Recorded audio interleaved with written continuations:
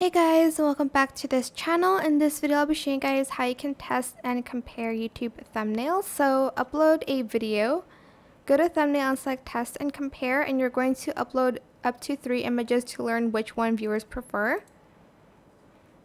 So I'm selecting this one and then this one, and then I'll select this one. Then you're going to press done, and I think YouTube's gonna put out these videos in different thumbnails, and they're going to see which of them the viewers click the most, and I think it will set it to that thumbnail. And here you can also, well, when you uploaded it, you can see the analytics of each of the thumbnails as well. But that is pretty much it, really super simple. I hope it was helpful for you guys. Don't forget to like, comment, share, and also subscribe to this channel if you haven't done that already. If you have any more questions, just leave it in the comment section down below. I will try my best to answer them all for you guys. And if you found this video helpful, please click the thanks button as well.